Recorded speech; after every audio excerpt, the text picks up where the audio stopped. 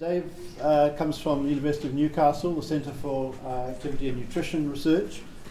We see him frequently at the obesity meetings across Australasia, and it's really great to welcome you to New Zealand to talk about what you've been doing. So thank you very much. Thank you, Barry. And thanks, Rachel, and the organisers for the invitation to come here. Just sort of to be consistent with my presentation, if everyone wants to stand up and take a stretch, because even if it might not necessarily be good for your health, it's certainly good to keep you awake.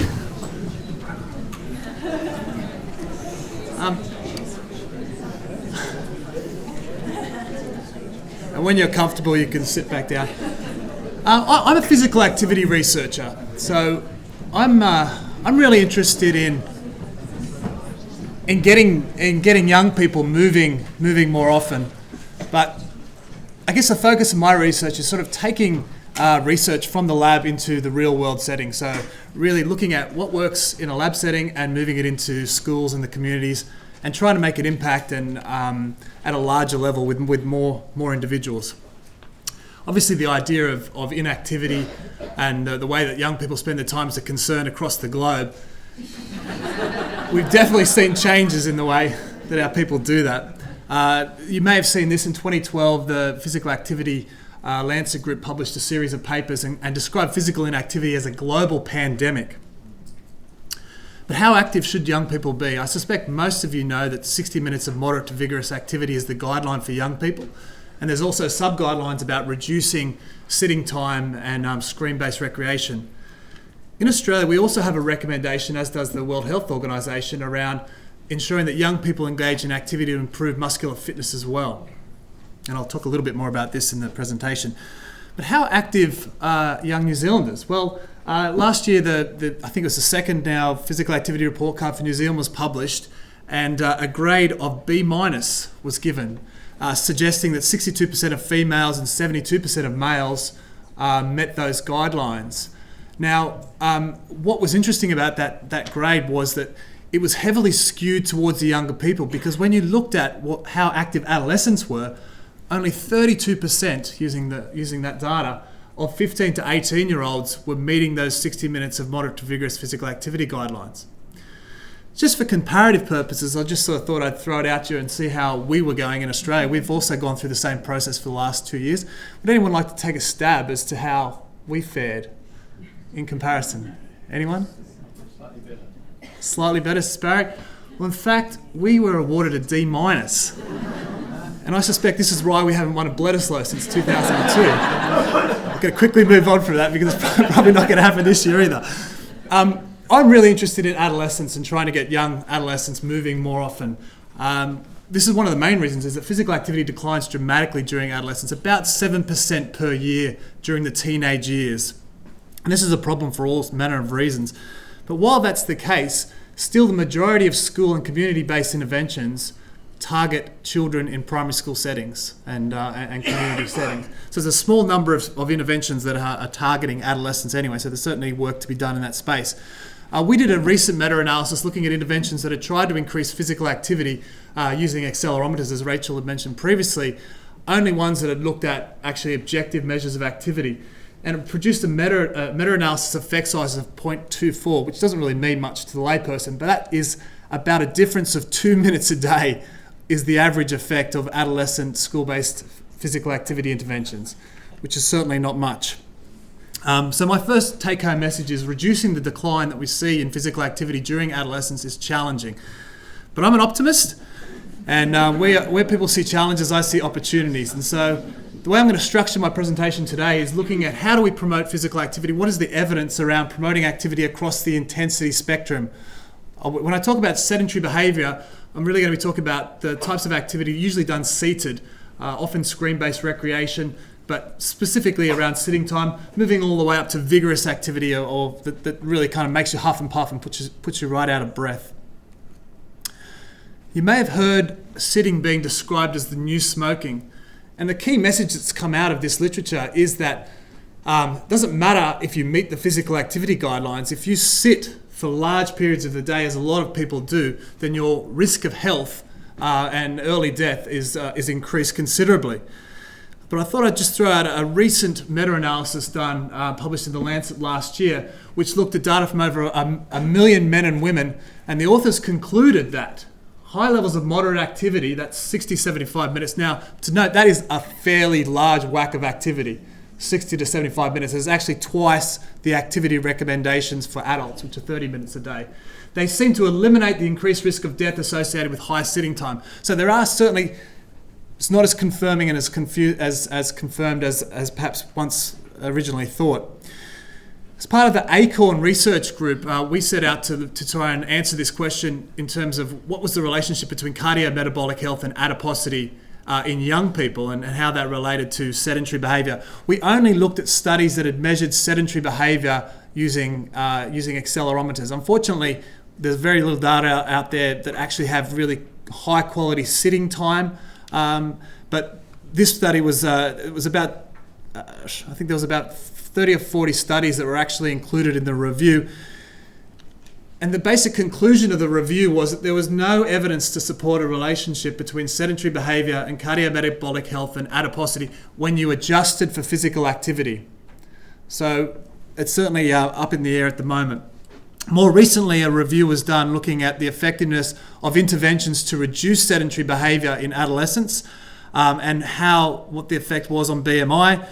Again, 16 studies in adolescents. Now, some of these studies also targeted physical activity, but by comparison, there's almost no effect of these 16 studies on adolescent BMI. From what I can find, there are no, to date, published studies of interventions reducing sitting time in adolescents. One of the few studies that have been now conducted with children, which was a study in primary schools that introduced height adjustable desks in the school environment over an 8-month period. What they found was reductions in sitting time and increases in sit-to-stand transition, but no effect on adiposity or blood pressure for that matter. Now, I'm certainly not suggesting that screen time isn't a worthy target of intervention. It certainly is, because obviously high levels of screen time displaces physical activity and exposes young people to junk food advertising and all manner of unhealthy messaging. But to date, there is very little or no evidence that reducing sitting time without increasing physical activity will reduce adiposity in adolescents. That's my take home too. Moving along the intensity spectrum, when we look at adults and walking, there is great evidence that walking is an excellent activity for improving the health of adults, and interventions have demonstrated quite clearly that when we get people to increase their walking, they improve their fitness, reduce their adiposity, and various other health outcomes. Less is known in regards to the effect of increasing walking in adolescents. A recent review published in Sports Medicine last year looked at walking in adolescents and children. They only found 3 studies that had specifically targeted adolescents. Now, all of these studies were short-term, all of them were school-based, and all of them used pedometers and were successful in increasing physical activity in those populations. But it's important to note that all of those studies use pedometers to both measure physical activity and also to motivate the adolescents to increase their activity. So there is some measurement issues at compounding those findings. But probably what's important is that none of those interventions seem to have any effect at all on adiposity. Now, again, not to say that walking isn't an important behaviour for improving body composition in young people, but the evidence doesn't support that so much. Obviously, one of the key opportunities for increasing walking is active transportation.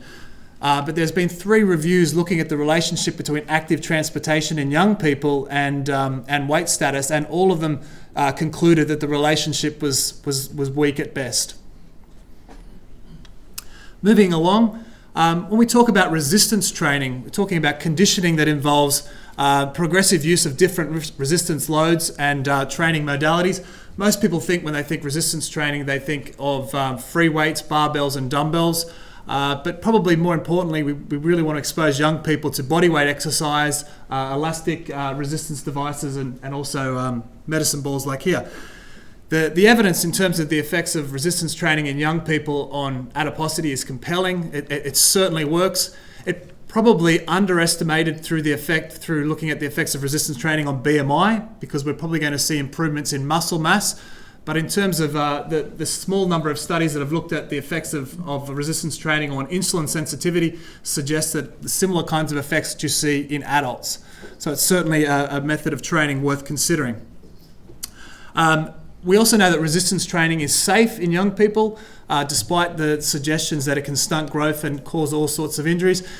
In fact, the injury prevalence data suggests that there's about 1 injury per 1,000 hours of supervised resistance training, which is actually much lower than most sports and activities. But it's important that we distinguish resistance training from bodybuilding and powerlifting and sort of that whole idea of maximal lifts. It should be about improving technique, fun, enjoyment, and hopefully a lifelong kind of love and enjoyment. This is a particularly good activity for overweight adolescents because they do find it more easier to complete than traditional aerobic activity. They can experience success, and for that reason it tends to be very rewarding. That being said, resistance training is really, for the most part, misunderstood by parents and ignored by schools.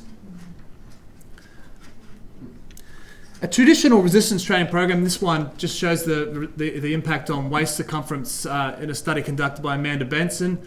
A traditional program might include 11 exercises, usually free weight exercises, plus maybe some machine weights as well.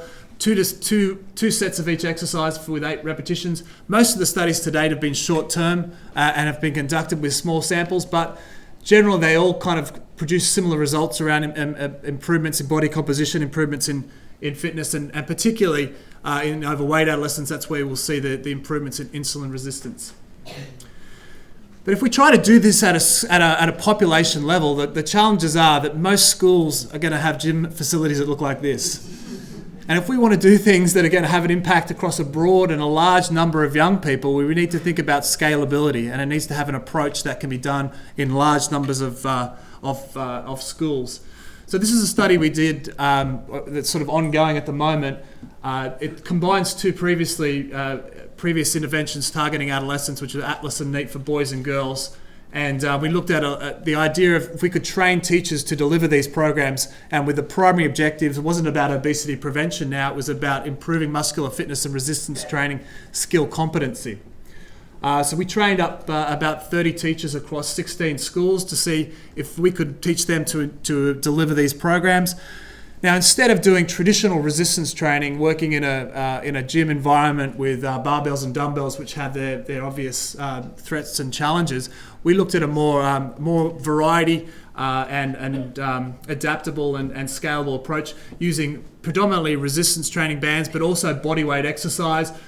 We use CrossFit style workout to engage students in high intensity fitness challenges. And we also use an approach called fitness infusion, which is where you actually embed resistance-based exercise into sports and games. And so the idea behind this was really about teaching young people the skills in an environment that was enjoyable and that could be done in a large number of schools with minimal equipment and facilities.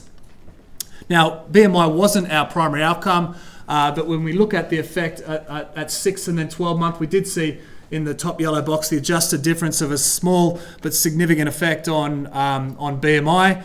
Probably more pleasing is the effect in the overweight and obese category. So these are students who are often difficult to recruit into intervention. So I would argue that in obesity prevention and research, it really is important to look at the effects in those populations where we're most likely to, and we'd like to see an effect on BMI. So my take-home message number 4 is resistance training is safe and can reduce adiposity and improve insulin resistance, particularly in overweight and obese adolescents. Vigorous physical activity. Now we're getting to the far end of the intensity spectrum. Vigorous physical activity is potent. It really has an incredibly strong effect on young people's health. A number of reviews have demonstrated this. In a recent study, this has now been kind of confirmed in longitudinal, but these were cross-sectional findings. Hay and colleagues demonstrated that accumulating just 7 minutes of vigorous physical activity per day was associated with a 57% reduced risk of overweight and obesity and 64% reduced risk of high blood pressure. So this idea that vigorous activity, small amounts of this, is incredibly, incredibly powerful. Now, HIIT training provides an opportunity or provides a dose of VPA. And this is gaining a lot of attention across the globe. It's certainly really building all over the place, that the idea that getting people to do these short bursts of activity can have a really strong effect on their health outcomes. HIIT stands for high intensity interval training. It's typically involves short bursts of either maximal all-out sprint type activity or sort of at the lower end of that, about 85% of your maximal heart rate. Now, to date, most of the HIIT style training has been done in labs in very controlled settings, but there's certainly an interest in looking to move that work beyond the laboratory setting. Work led by Nigel Harris out of Auckland University of Technology. They've been doing some work in this area, his group, and have demonstrated that HIIT training in obese adolescents can improve insulin sensitivity. We just published a review just a couple of years ago looking at the effects of HIIT training on BMI and body fat in adolescents, and again, the results are quite compelling. Notwithstanding the limitations that to date, most of the research has been done but in very short term. Most studies are about 8 to 10 weeks and in small samples, so there's certainly work to move that beyond that setting.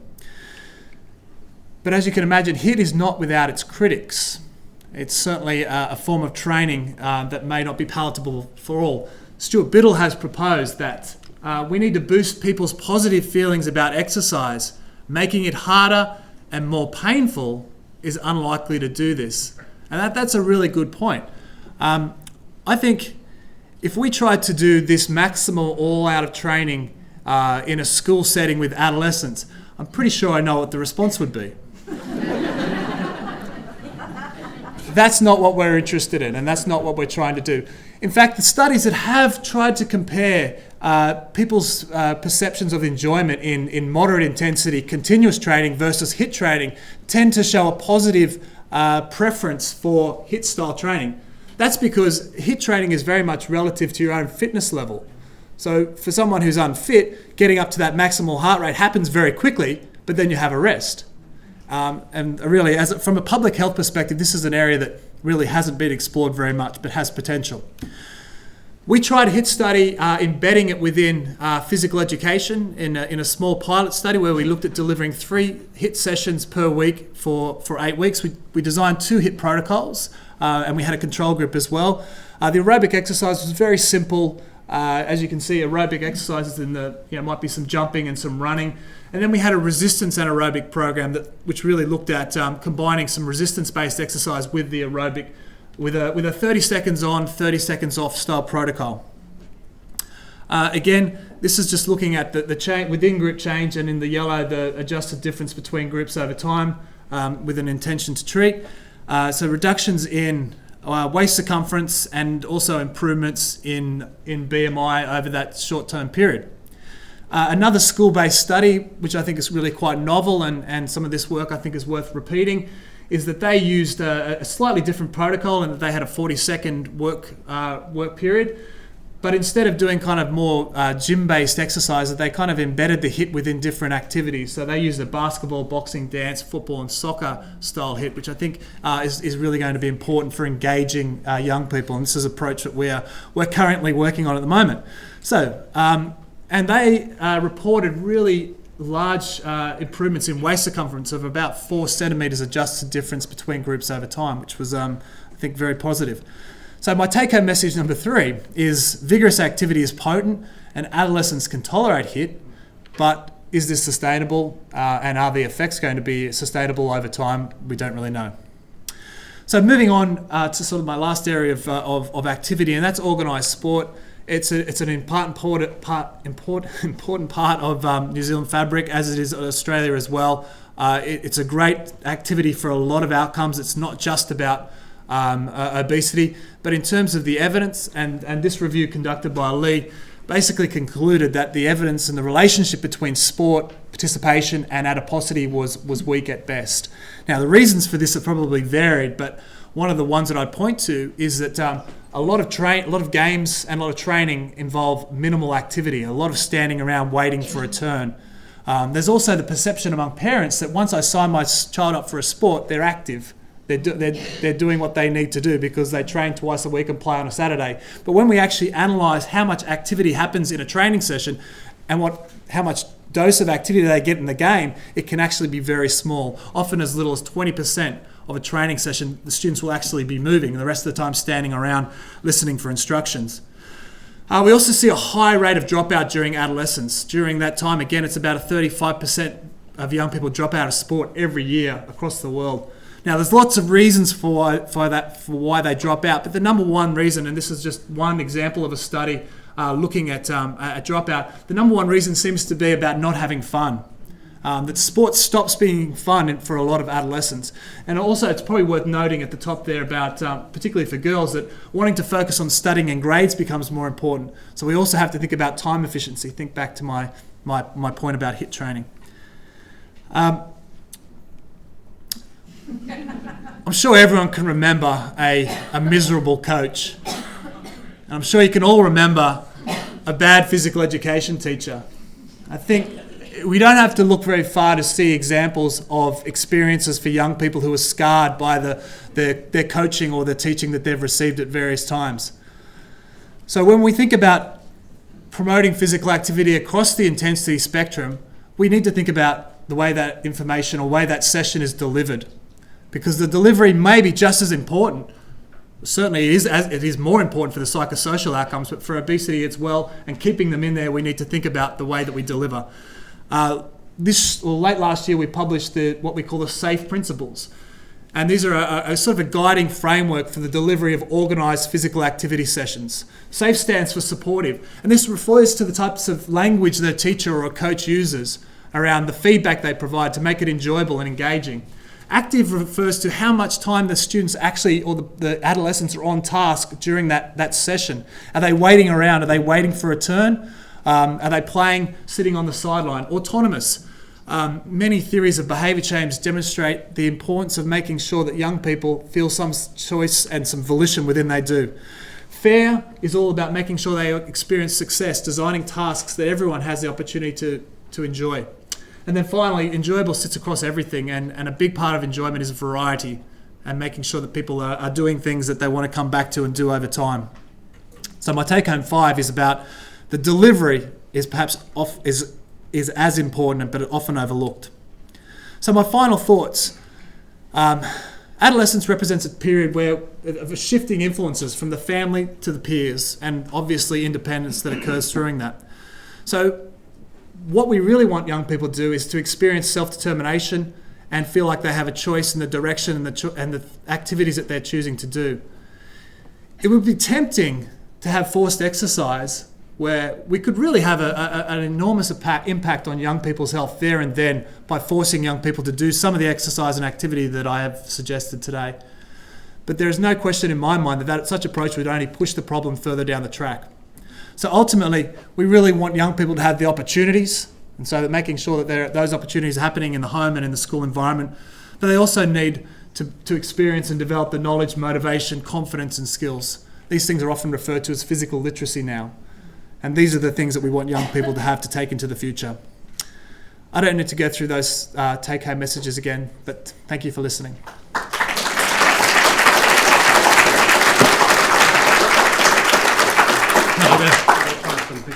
Thanks very much. That's really interesting. I'm going to actually ask the first question. Can I take one of the last points you were making about variety? I mean, if you think about this as self-regulation, is there an innate drive for activity that people should be listening to their body to then partake in the amount of activity that they should have, like with nutrition, where you should eat what your body says rather than necessarily all the adverts? That's a great question. I think it's actually the opposite way around. I think as human beings we are inbuilt to conserve energy, and because from an evolutionary perspective that would have been the way that we had to live. So it's actually, we have to kind of create environments where the opportunity is the easy one to take or the one that they have to do. Right. So I do believe that we do need that sort of socio-ecological, because relying just on motivation and just on knowledge isn't enough. The opportunity has to be there, but we also have to make sure that people have those knowledge, skills and all the rest of it to do it. So I don't think we could say that. Okay, thank you. Rachel. Fantastic talk, thanks Dave. I was intrigued with the different types of activities you're doing, because your one with them doing the jumping jacks and all those sorts of things don't look as appealing as the sport ones. Yeah. But is that the case or not? Have you sort of got the evidence for that?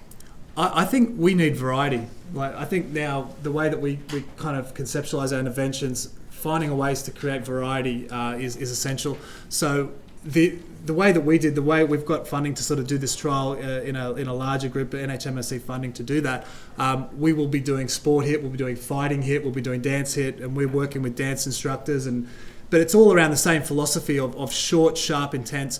Now, all of these sessions, Martin Gabala, who's probably really pushing this area of research, the HIIT stuff, he's shown in 1 minute you can get phenomenal, but you have to work ridiculously hard to get that. Now, adolescents aren't going to do that, so we've got to find some balance between high intensity but also variety. So I think the variety is essential, has to be enjoyable.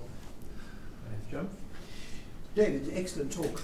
And I realise this is not the main purpose of your talk, but in the studies where you've shown benefit of these different types of physical activity, have you got measurements of food intake and diet intake? Because, I mean, it's very tempting for governments, not just here but everywhere, to really concentrate on physical activity because nobody objects to physical activity.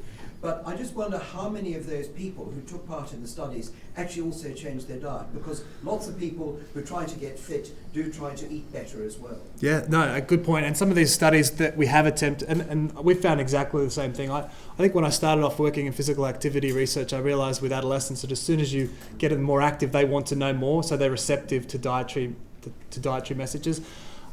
Yes, not in the HIIT study, we haven't. In some of the resistance training, the Atlas and NEAT, we did have some measures, some things like soft drink and some key dietary behaviours. But most of the time, when we've used food frequency questionnaires in the past, they're so blunt that we've really had a difficult time detecting any change. That's not to say that some of those changes isn't from the changes in diet. But to answer your question, I think there probably are some dietary changes. Sorry, I'll probably just say, that there are some dietary changes that are going on as well. Wayne. Dave, wonderful talk. Let me take you away from the modalities, and towards the end of your talk you commented about imposing physical activity in adolescents. In this country, in primary school and intermediate school, physical education is compulsory. Running the cross country is compulsory, as is the 4 to 6 weeks of training prior to that time, which isn't in high school. So that is a difference. And as you indicated, physical activity levels seem to fall away quite markedly in adolescents. And I suspect there's a sex difference as well. And my suspicion is it falls away more in girls than boys. You're right. That's right. So coming back to the point, yes, you can mandate it, and the issue is, will it just work transiently because then they leave school and they want to get away from the punishment? Has anybody looked at trying to get into the heads of kids by looking at a strategy where they design the program for clusters of them? Yeah, I think that's a great point, and we do that, and we usually give one of the things that's the challenges, and we use a theory called self-determination theory, and that within that theory, autonomy, as we put within the SAFE framework, is a really important driver of motivation. So feeling like they have a sense of choice over what they're doing. When you just say to an adolescent, just do this, this is what you're doing, this is what's about, they turn off straight away. So autonomy is really important. But what probably the approach is that I would recommend is giving choice within framework. So rather than saying, what do you want to do? You can do whatever you want. Then some may choose to sit down and do very little. So I do this with my own children, and I think it works very well. It's equally applicable. I'll say, okay, would you guys like to go for a walk in Glenrock Lagoon, or would you like to go for a cycle on the cycle path? If I said, would you like to do a walk, cycle, or play video games, they'd probably choose the third option. So choice within framework, and absolutely I agree with you. Final question, thank you. I'm Kristen from the University of Otago, and I guess you sort of preempted my question was, in all these studies, do you have a measure of parental support? Because you just clearly illustrated your influence on your children. These studies most of the studies in the work that I do, that I lead, I am involved in community-based approaches and family-based approaches. Most of these really take place within the setting of the school. And if you, one of the challenges in the slight direction move that we've made is that we found a lot of parents certainly in the area we live in Australia, the parents aren't motivated by preventing obesity in their children. They're more interested in the mental health and the well-being and the academic performance of their children. So when we do try to influence parents, and clearly that's an important, it's not so much about obesity, it's more about doing well at school and being happy and healthy, and that's been a slight shift. So most of this is school-based, and so we don't really need the parents as much, but yes, we do want to get that message to parents to support as well. Well, thank you very much. Actually, I've got one final question. Can you comment on the involving the father, because just talking about parents, involving the father in these school programs, because I think Guy Morgan was doing all this work, looked very impressive. Yes. How's that evolving? So the work Phil Morgan's been, probably the program that he has, and that I'm involved in as well, it's called Daddy. This was actually one with dads and daughters exercising together, and it didn't focus at all on BMI. It was very much around well-being of girls in primary school age girls. And again, there's a highly dads, young dads of primary school daughters are very receptive to the idea of getting their daughters more active, and if you can get them to, and the I don't want to steal Phil's thunder on this one because it's just been submitted to pediatrics, but the take-home message from that is if you can get fathers to engage in physical activity with their daughters, they can improve their well-being and their activity levels. So, yeah, watch out for this space. Yeah, thank you very much.